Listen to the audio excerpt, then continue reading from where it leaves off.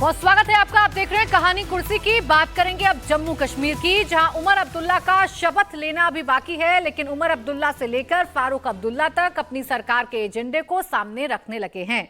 उमर अब्दुल्ला कह चुके हैं कि स्टेटहुड का मुद्दा उनके लिए सबसे ऊपर है, तो फारूक अब्दुल्ला ने साफ किया कि नेशनल कॉन्फ्रेंस की सरकार पूरी तरह समावेशी होगी, जम्मू रीजन के साथ कोई भेदभाव नहीं होगा। फारूक अब्दुल्ला ने उम्मीद जताई कि कश्मीरी पंडित जल्द घाटी में वापस लौटेंगे। आपने खुद देखा अमन कितना है। मैं उम्मीद करूंगा कि हमारे भाई और बहन जो यहाँ से चले गए थे उस वक्त, कि वो घर वापस आए और अपने घर को संभालें और इस साथियों को फिर से चमकाएं। आप बहुत पैरोकार हैं इसके कि कश्मीरी पंडित वापस आए, और यहाँ पे कश्मीरी पंडित बहुत सारे थे जो पीएम पैकेज। आपको लगता है कि वक्त आ गया है कि आखिर क्या वक्त, कब से वक्त आ गया है, उनको घर वापस आना चाहिए, जल्दी आना चाहिए। यहाँ से क्या पहल होनी चाहिए? उसमें सरकार नहीं, हमारी सारी पहल होगी, नहीं सरकार की वही पहल होगी। न सिर्फ हम कश्मीरी पंडितों का सोचते हैं, हम जम्मू के लोगों का भी सोचते हैं कि उनके साथ भी हमने वही अच्छा बर्ताव करना है। उनको भी महसूस होना चाहिए कि नेशनल कॉन्फ्रेंस की हुकूमत उनकी दुश्मन नहीं है। हम भारतीय हैं और हम यहाँ सबका साथ लेकर चलना चाहते हैं। ये है हमारा सब। अब देखिए, फारूक अब्दुल्ला दशहरे का उत्सव था, उसमें शामिल हुए थे, रावण दहन के कार्यक्रम में शामिल हुए थे, और इसी दौरान मीडिया से बातचीत करते हुए जम्मू शब्द आप देखिए कितनी बार फारूक अब्दुल्ला बोल रहे हैं। जम्मू रीजन जहां बीजेपी का जनाधार भी बढ़ा और नेशनल कॉन्फ्रेंस को निराशा हाथ लगी, अब इसी जम्मू रीजन पर फोकस फारूक अब्दुल्ला नजर आ रहे हैं। जब से नई सरकार के गठन की तैयारी शुरू हुई है, फारूक अब्दुल्ला के मिजाज कुछ बदले बदले से नजर आते हैं। 370 का मुद्दा हो चाहे कश्मीरी पंडितों का मुद्दा हो। विजय जी, कि जब सरकार में आते हैं और इलेक्शन लड़ते हैं, उनमें दोनों में हमेशा फ़र्क होता है। इलेक्शन लड़ना होता है जीतने के लिए, ताकि उस समय आप जो इमोशंस हैं लोगों के, वोटर्स के, उसको एक्सप्लॉइट कर सके। आपको याद हो कि नेशनल कॉन्फ्रेंस तो जब चुनावों से बहुत पहले ये कह चुकी थी, जब ये 370 का एब्रोगेशन हुआ, कि जब तक ये ख़त्म नहीं होगा, वापस नहीं लिया जाएगा, तब तक चुनाव नहीं लड़ेंगे उमर अब्दुल्ला साहब। लेकिन वो उसमें बदल गए चुनावों से पहले ही, और एक ही नहीं 2-2 सीटों से चुनाव उन्होंने लड़ लिया। अच्छी बात है। फिर उन्होंने कहा है कि भाई अब हम स्टेटहुड पर काम करेंगे। कश्मीरी पंडितों की बात अभी आप फारूक अब्दुल्ला साहब को सुन रहे हैं। कोई भी सरकार होगी तो जम्मू के, यदि श्रीनगर से या घाटी से कोई चीफ मिनिस्टर होगा तो उससे जम्मू के समावेशी होने की बात करनी ही पड़ेगी। और जम्मू से अगर कोई चीफ मिनिस्टर होता तो उसको घाटी की समावेशी होने की बात करती। तो सरकारें सबको साथ लेकर चलने की जिम्मेदारी के साथ आती है। लेकिन मैं हैरान इस बात पे हूँ कि कश्मीरी पंडितों का मसला फारूक अब्दुल्ला साहब को याद आया। आपको पता नहीं जानकारी है कि नहीं, कि 1986 से 1990 तक फारूक अब्दुल्ला साहब चीफ मिनिस्टर थे, जब कश्मीरी पंडितों का विस्थापन कश्मीर में घाटी में शुरू हुआ था। और उसके बाद ही वहाँ पर राष्ट्रपति शासन लगा, राज्यपाल का शासन रहा, और जगमोहन वहाँ पर आए। लेकिन वो वक्त था जब फारूक अब्दुल्ला साहब वहाँ पर चीफ मिनिस्टर थे, और फिर वो अब कहाँ गए कहाँ नहीं गए वो अलग इशू है, लेकिन उस समय वो चीफ मिनिस्टर थे। तो यदि वो अपनी गलती सुधारने के लिए भी ऐसा काम कर सकते हैं, उनकी सरकार ऐसा कर सकती है। और कश्मीरी पंडित तो बहुत लंबे समय से ये मांग कर रहे हैं, लंबे समय से उम्मीद भी कर रहे हैं। उन्हें भारतीय जनता पार्टी से भी उम्मीद थी। भारतीय जनता पार्टी की सरकार केंद्र में रह ली 10 साल, वहाँ पर 5 साल 4 साल जम्मू में भी रह ली, उसके बाद गवर्नर साहब भी वहाँ आए, लेकिन कोई बड़ा ठोस काम कश्मीरी पंडितों की वापसी का नहीं हुआ। तो यदि फारूक अब्दुल्ला साहब केंद्र की सरकार के साथ मिलकर भी कश्मीरी पंडितों की वापसी पर कोई बड़ा काम कर सकते हैं तो इससे बेहतर नहीं होगा। और ये एक बेहतर मौका होगा, क्योंकि उनका घाटी के लोगों का फारूक अब्दुल्ला साहब और उमर अब्दुल्ला साहब में भरोसा है।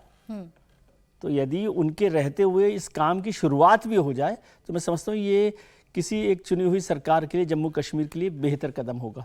और स्टेटहुड तो केंद्र सरकार खुद ही कह चुकी है, जिस दिन हटाया गया था तब भी कहा था कि हम इसको वापस लेकर आएंगे, बहाली करेंगे।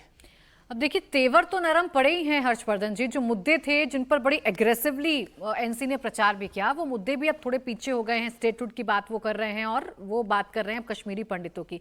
तो ये कोऑर्डिनेशन जैसा कुछ लग रहा है कि केंद्र सरकार से कोऑर्डिनेशन बिठाना चाहते हैं। उमर अब्दुल्ला का बयान भी मुझे याद है जीतने के बाद जो उन्होंने दिया, प्रधानमंत्री को उन्होंने महान प्रधानमंत्री बताया, अच्छा प्रधानमंत्री बताया। 370 के मुद्दे को कहा कि भाई जब तक केंद्र में है तब तक वो नहीं हट सकता, ये बात हम जानते हैं। तो इस मूड में है फारूक अब्दुल्ला और उमर अब्दुल्ला के कोऑर्डिनेशन रहे केंद्र और राज्य के बीच में। नहीं, मुझे लगता है कि ये जिसको कहें कि समझ के थोड़ा सा प्रबल होने का एक संकेत है। यानी समझ जो है वो आगे आगे चल रही है। पहले नासमझी अब्दुल्ला परिवार के आगे आगे चल रही है। यही अब्दुल्ला परिवार तो बोलता था ना, घाटी में कोई मिलेगा नहीं, तिरंगा उठाने वाले नहीं मिलेंगे, चारों तरफ लाशें बिछ जाएंगी। एक कुछ ऐसा नहीं हुआ। और गृहमंत्री अमित शाह की इस बात के लिए जमकर प्रशंसा होनी चाहिए कि जहां लगता था 370 हटेगा तो जाने क्या हो जाएगा, कुछ भी नहीं हुआ। हमारे सुरक्षा बलों की प्रशंसा होनी चाहिए, हमारी खुफिया एजेंसियों की प्रशंसा होनी चाहिए। और आज अगर घाटी में आतंकवाद नहीं, मतलब एक तरह से कहें कि ना के बराबर हुआ, ठीक है, इधर हाल में पिछले चुनाव के 4 महीने पहले जम्मू रीजन में ढेर सारी आतंकवादी घटनाएं हुई, लेकिन फिर भी पहले से बहुत कम हुई। तो कौन बच रहा है? जम्मू कश्मीर के लोग बच रहे हैं, उसमें भी कश्मीर घाटी का जो मुस्लिम बच्चा है वो बच रहा है, आतंकवादी अलगाववादी नहीं बच रहा है, बन रहा है। लेकिन असली सवाल पूछा जाना चाहिए। विजय जी ने कहा कि जम्मू का होता कोई तो कश्मीर घाटी के लोगों का ख्याल रखता, उनके ऊपर ये नैतिक जिम्मेदारी है। सवाल तो विजय जी ये होना चाहिए कि जम्मू से आज तक कोई मुख्यमंत्री हुआ क्यों नहीं? हो तो गया 75 वर्ष, देश कहां से कहां पहुंच गया, देश के किसी भी से। और मैं कहता हूं कि जम्मू का कोई मुसलमान भी नहीं बनने लायक है। जम्मू से किसी मुसलमान को ही बना दिया होता। क्यों कश्मीर घाटी का ही मुसलमान जम्मू कश्मीर का मुख्यमंत्री बनेगा? क्यों कांग्रेस पार्टी हो, पीडीपी हो, नेशनल कॉन्फ्रेंस हो, जो अपने आप को जम्मू कश्मीर की पार्टी कहती है, वो सिर्फ कश्मीर की घाटी की पार्टी बनकर रह जाएगी? और आपने बड़ा सही बताया कि उनके मुख्यमंत्री रहते तो पलायन की भूमिका तैयार हुई, उसी वक्त तो लोग भागे। अब अब्दुल्ला साहब हैं, कभी भी रामधुन गाने लगेंगे, पार्टी में नाचने लगेंगे, लगेगा कि इनसे बढ़िया उदार मना तो कोई है नहीं। लेकिन जब घाटी जलने लगी तो अब्दुल्ला साहब का लंदन में बढ़िया घर है, वहां चले गए थे। उनके पास तो विकल्प है ना। जम्मू कश्मीर के लोगों के पास कौन सा विकल्प है भाई? कश्मीर घाटी से लोग भगाए गए तो दिल्ली के शरणार्थी कैंप में आकर रहना पड़ा। देश के अलग अलग हिस्सों में, दुनिया के अलग अलग हिस्सों में जब उनका नया वर्ष आता है कश्मीरियों का, तो वहीं बैठ के पूजा की थाली सजाकर और अपने देवी देवता को याद करते हैं, शारदा पीठ याद करते हैं, शंकराचार्य याद करते हैं। कौन करेगा उसको? लोकतंत्र में यह जिम्मेदारी फारूक अब्दुल्ला और उनके बेटे को मिली, उनको तय करके बताना चाहिए। और यह काम कोई केंद्र सरकार नहीं कर सकती अगर राज्य की जो राजनीतिक दल है, राज्य की जो ताकतें हैं वो तय ना करें तो कोई नहीं कर सकता है। केंद्र सरकार सिर्फ और सिर्फ लार्जर आइडिया है उसको बता सकती है। अब्दुल्ला साहब, आपको फिर से नियति ने अवसर दिया है, अपने उस पाप को धोइए, आप जो गलती की है उसको स्वीकारिए। और कश्मीरी हिंदू कैसे घाटी में अपने घर पर जाएंगे, आप याद कीजिए जितने दिन आपको लंदन रहना पड़ा होगा, कैसे खून के घूंट पिए होंगे। यहां तो उनको रोज अपनी सांकल, अपना दरवाजा, अपना द्वार, अपने सेब के बागान याद आते हैं। आप जरा सोचिए उनके बारे में। एहसान नहीं कर रहे हैं, यह आपकी जिम्मेदारी है। जम्मू को प्रतिनिधित्व नहीं मिलता है और जो जम्मू कश्मीर के लोग थे जो देश के अलग अलग हिस्सों में हैं, उनको वापस लेकर आइए।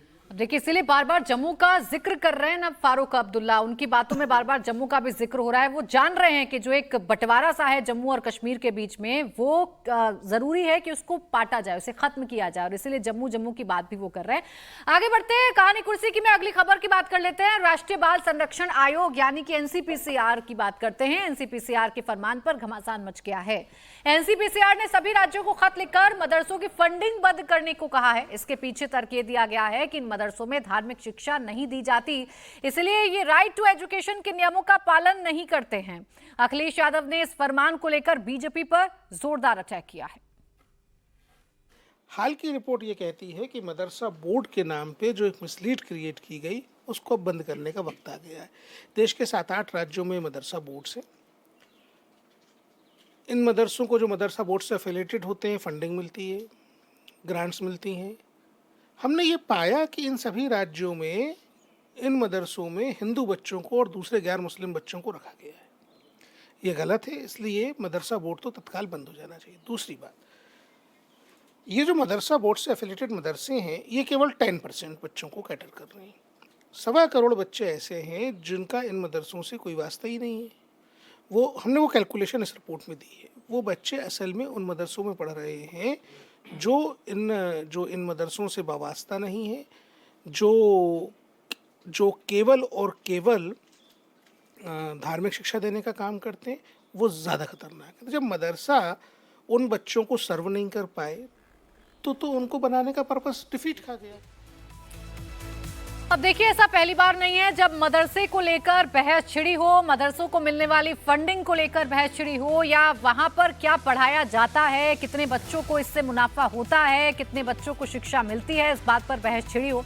जब जब ये बहस छिड़ती है तब तब अपने अपने वोट बैंक को साधने के लिए वो राजनीतिक दल भी आगे आते हैं जिनको वोट बैंक अपना साधे रहना है, उसे इंटैक्ट रखना है। और ऐसे ही अखिलेश यादव इसमें सबसे पहले आगे आए हैं और बीजेपी पर उन्होंने आरोप लगा दिया है कि सब कुछ बीजेपी का किया धरा है। समीर जी, देखिए, एनसीपीसीआर ने जरूर कहा है कि भाई मदरसों की फंडिंग सभी राज्य बंद करे, लेकिन क्या बाल आयोग के अधिकार में यह है कि अगर वो कहेंगे तो राज्य सरकारें बंद कर देंगी? तो राज्य सरकार के अधिकार का विषय है कि राज्य सरकार को किसको देना है। और अभी कल महाराष्ट्र सरकार के अंदर आपने देखा होगा कि मदरसों में जो मौलाना पढ़ाते हैं उनकी तनख्वाह 10,000 से बढ़ा के 17,000 के करीब कर दी गई है।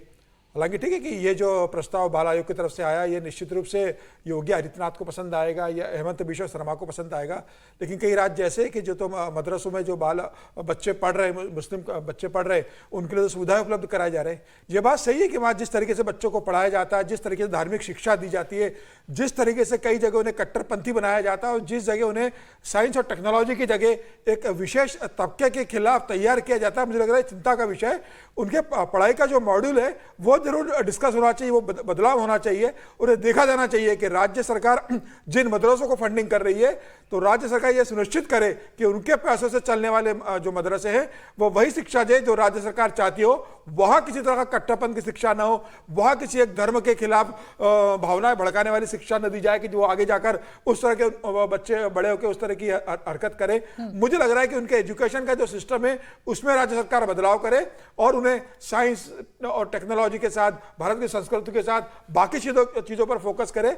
आप सिर्फ बंद कर यह सुनिश्चित नहीं कर सकते कि वहां बच्चे इस तरह की हरकत नहीं करेंगे। वहां पढ़े, लेकिन जो पढ़ाया जा रहा है वो क्या पढ़ाया जा रहा है उसके ऊपर ध्यान रखा जाए। जो राज्य सरकार के सरकारी स्कूल में पढ़ाया जाता है वही शिक्षा मुझे लगता है मदरसों में बच्चों को दी जानी चाहिए। तो क्या ये सिर्फ चर्चा करने के लिए चर्चा की गई है अवधेश जी? देखिए, इसके दो पहलू हैं। एक तो ये बाल अधिकारों, बाल बच्चों के लिए जो अधिकार हैं उसके संरक्षण का आयोग है, तो उसकी अपनी भूमिका है, स्टडी करना, उसके बारे में सरकार को रिपोर्ट देना, उसमें फैक्चुअली उनको राइट रहना पड़ता है। तो इसलिए उन्होंने अपनी ओर से एक रिपोर्ट दिया है और उस रिपोर्ट में इतनी बात तो आ गई है ना कि उसमें उस ढंग की शिक्षा भी नहीं है। दूसरे धर्म के बच्चे जाते हैं, उनको भी उनके धर्म के अनुरूप शिक्षा नहीं दी जाती है, उसमें उनके गार्जियन की सहमति नहीं होती है। तो ये एक उसका एक महत्वपूर्ण पहलू सामने आया है और वो महत्वपूर्ण पहलू इसमें विचारणीय है। जो उनका रिकमेंडेशन है वो अलग विषय, उस पर भी चर्चा कर रहे हैं, लेकिन ये पहलू है, उसने कहा है, तो उसने अगर अधिकृत उसकी रिपोर्ट है, ये बातें आई है, उस रिपोर्ट में उसके तथ्य हैं, तो उस तथ्य को हम नजरअंदाज नहीं कर सकते। एक दूसरा यह है कि मैं जरा बराबर व्यंग में कहता हूं इसको कि सरकार के अंदर जो है ये जो बाल संरक्षण सुधार आयोग है, मैं देख रहा हूं और उसके जो अध्यक्ष हैं वो कई लोगों के मित्र भी हैं, तो मैं देख रहा हूं कि ये जो है ये केवल इतने ही काम करती है। जब से आई है मैंने इसका कोई काम नहीं देखा है मोदी सरकार में। कोई न कोई एक रिपोर्ट ऐसी ले आना, उसकी चर्चा करवा देना, फिर उस रिपोर्ट का फॉलोअप क्या होता है कोई नहीं जानता। अब इसका दूसरा पहलू यह है सर, बस मेरे पास समय खत्म कोई हो बात रहा है। नहीं, केंद्र सरकार के, राज्य सरकार के एक सिलेबस होते हैं मदरसों के लिए भी है, और वो सिलेबस उसके लिए लागू करना अनिवार्य होता है। बंद करने की बजाय मेरा रिकमेंडेशन पहले दिन से रहा है